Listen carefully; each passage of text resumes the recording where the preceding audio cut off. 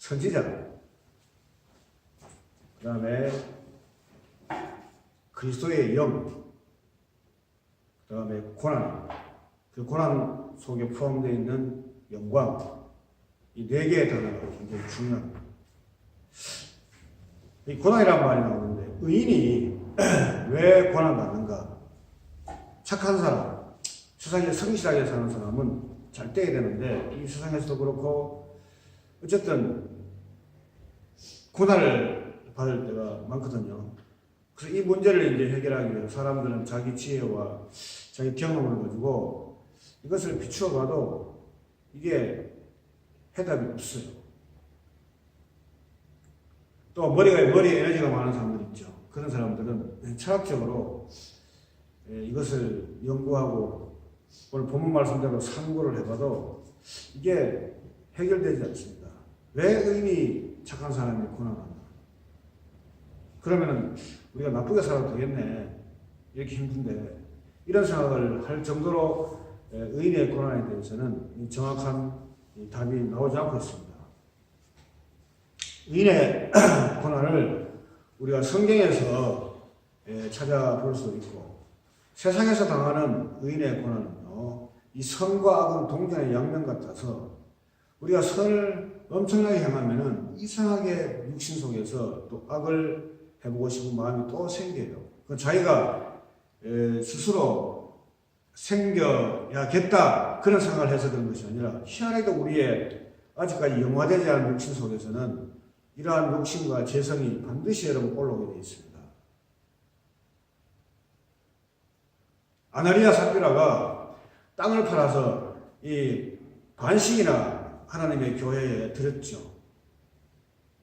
그래서 그것을 다 판다고 자기가 마음먹었는데 왜 반밖에 안 됐냐면은 다 판다고 팔아서 드린다는 그 마음, 은혜로운 마음이잖아요.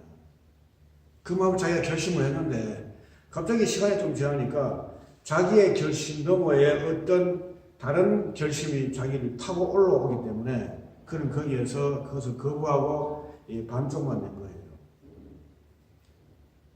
이 사실에 대해서 이 사도 베드로가 질책을 하면서 그만 참 심하게도 그 두 부분은 죽고 말았어요.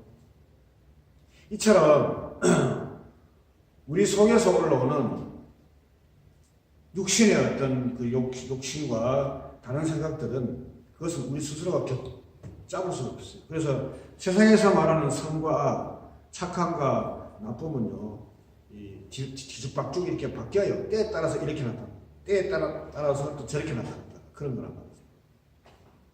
그런데 성경은 이 고난에 대해서 분명하게 우리에게 말씀해 줍니다.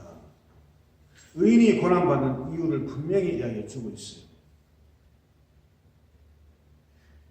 그 예로 이제 선지자들이 고난을 받았는데, 선지자들이 왜 고난받았냐면은, 이 세상에서 통용되는 이 세상에서 생각하는 하나님, 이 세상에서 생각하는 뭐 우주에 대해서, 세계에 대해서, 이런 것들에 대한 이 질타를 하게 되는 거예요. 왜 하나님 뜻과 안 맞거든요.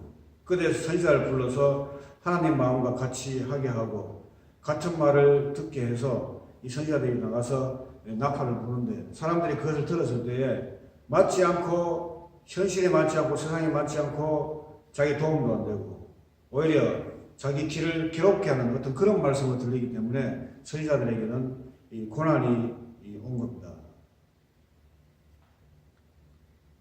그런데 여러분 재밌는 것이 베드로전서 1장 10절 11절을 보면은 선지자들은 옛날 구약 때 활동했던 사람들 아닙니까? 그런데 지금 그 속에 이미 그리스도의 영이 있었다는 것이죠. 그리스도의 영이 그 속에 있었다는 거예요. 그러니까 예수님이 이미 선지하고 계셨죠. 최초의 말씀이 계시니까 그 말씀은 하나님과 함께 계셨으니 그랬잖아요. 하나님을 향하여 있었다. 원래 원문에서는 향하여가 맞아요. purpose. 근데 여기 번역에서는 함께 했다. 이렇게 했는데 어쨌든 간에 예수님은 이미 계셨다는 겁니다. 그럼 선지자들 속에 선지자들이 고난받는 것은 장차 예수님께서 이 세상에서 고난받고 돌아가실 것을 미리 앞당겨서 보여주기 위해서 예수님의 영을 하나님의 영을 선자 속에 넣었다는 겁니다.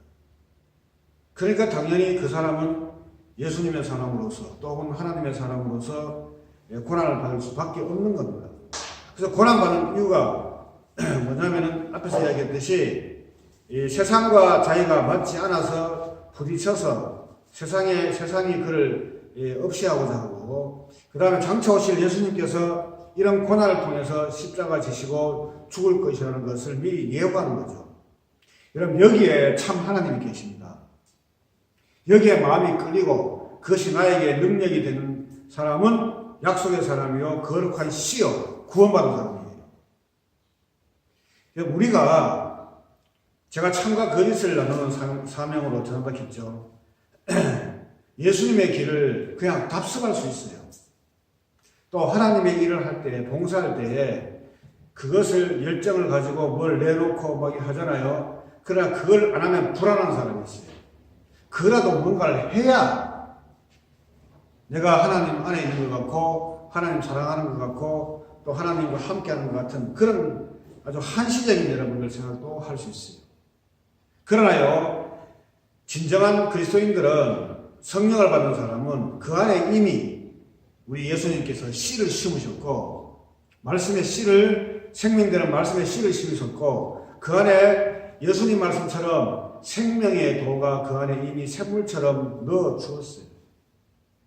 어떻게 하면 구원받습니까? 하는 질문을 하는 것은 이미 그 속에 구원이 없다는 증거잖아요. 마찬가지로 똑같이 내가 가만히 있는데도 불구하고 그분이 내 속에서 이미 일으킴을 주셨어요. 그래서 자동적으로 그는 어느 때 어느 시기에 다 이렇게 하게 되어 있단 말이죠. 그것이 바로 우리 속에 계신 성령의 여러분들 능력입니다. 예수님께서 무화과나무 비유에서 무화과나무 보고 열매가 없다 그래서 그 나중에 그 무화과나무를 저주해 무화과나무가 말랐죠. 그래서 사람들은 이걸 이해 못합니다. 멀쩡한 무화과나무 왜 죽이냐고. 그것은 이 모든 자연세계를 통해서 예수님은 자기의 구원을 설명하기 위해서 이 자연세계는 배치되어 있습니다. 또 이 자연세계는 예수님의 구속을 위해서 이렇게 중심으로 몰아져 있고 또 그것을 위해서 쓰고 버리기 위해서 이 세계는 있는 겁니다. 재창조를 위해서 지금 창조가 유지되고 있듯이 새 사람을 위해서 옛 사람에서 내가 건진받았다는 사실을 우리가 알듯이 또 우리가 건진받아서 새로운 피조물 되면 내가 옛사람이 어떤 사람이었고 어떤 상태였으며 어떤 마음이었다는 것을 새사람 입장에서 여러분들 알듯이 이 모든 자연의 세계와 참새 한 마리, 머리털 하나로 이 모든 것들은 예수님의 자기 구속을 위해서 위하여 있게 되어 있습니다. 그럼 무화과나무를 왜 여러분들 지어줬겠습니까? 그 자연의, 그러니까 예수님은 이 공간복음에서는 뭐든 간에 비유로 말씀하실 때 있는 사실을 가지고 바탕으로 배경으로 삼고 자기의 뜻을 새로운 계시를 전달하거든요. 뭐 씨 뿌리는 비유도 예수님이 그냥 상상해서 하는 게 아닙니다. 그 당시 씨 뿌리는 것이 있었단 말이에요. 그것을 보고 그것을 배경으로 해서 예수님의 자기의 비밀적인 어떤 계시를 전달하고자 하는 데 목적이 있거든요. 그럼 무화과나무 똑같습니다. 그럼 무화과나무를 봐야죠. 여러분, 저도 무화과 먹어봤는데 열매 안에 여러분 씨 있어요. 씨 없잖아요. 그냥 씨 피는 거 있는데 씨는 하나도 없어요. 제가 앞에서 이야기했듯이 예수님께서 우리에게 심어주지 아니한 것 때문에 사람들은 예수님의 길을 따른다고 답습한다고 또 혹은 예수님의 길을 쫓는다고 하면서 뭔가를 하면서 내가 내 불안을 없앤다 했죠. 안 하면 큰일 나는 것처럼. 왜 그러냐면 그 속에 씨가 없어서 그래요. 씨가 있으면 씨는 반드시 자라게 되어 있습니다. 반드시 시간에 따라서 그 때에 따라서 여러분 올라오게 되어 있습니다. 겨울에는 여러분들 씨가 안 올라오잖아요. 세상이. 그렇지만 이미 잠재되어 있죠. 그러나 봄이라는 때가 되면 드디어 올라오죠. 그런 것처럼 우리에게 심겨진 하나님의 생명의 말씀은 반드시 우리 속에서 올라오게 되어 있어요. 안에서 여러분들 올라오는데 밖에서 여러분들 한정적으로 뭘 해서 그 불안이 해소됩니까?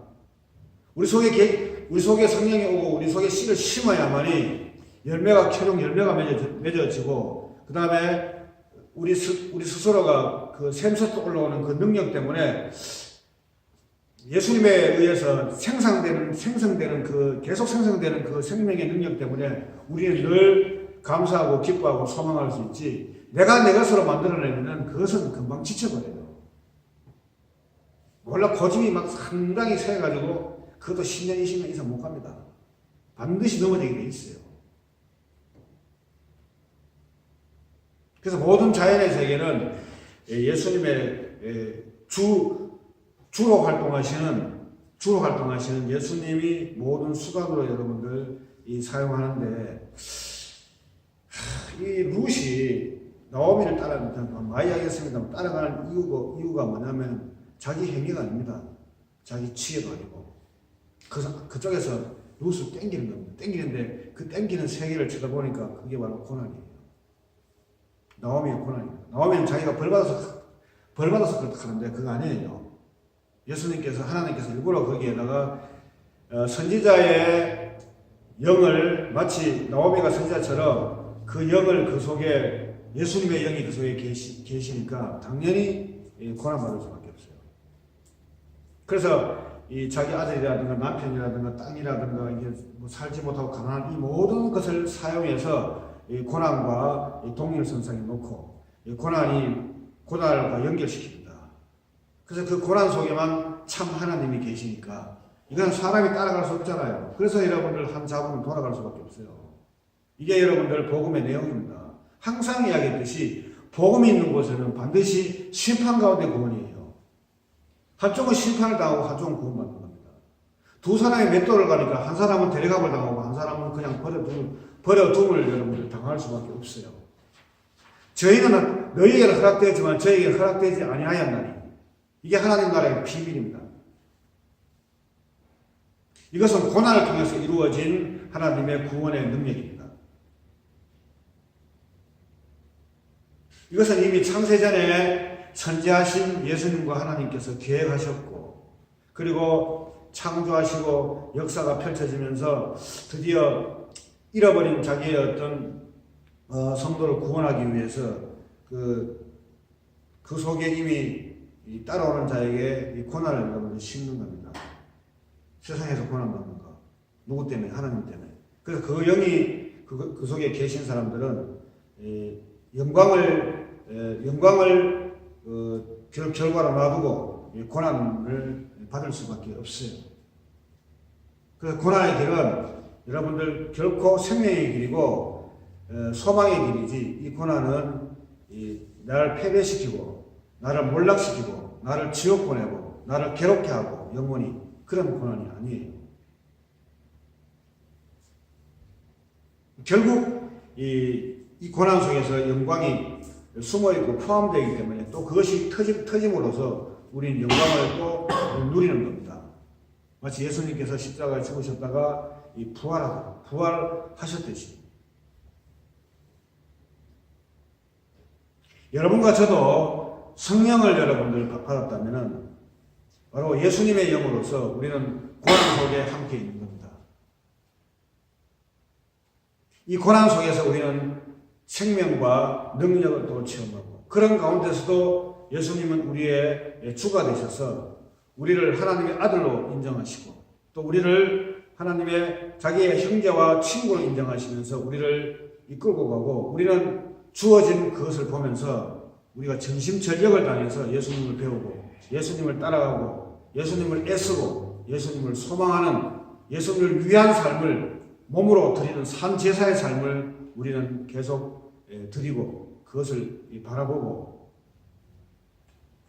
우리의 진보를 주님 앞에 계속 나타내야 한다는 사실을 우리는 아셔야 합니다.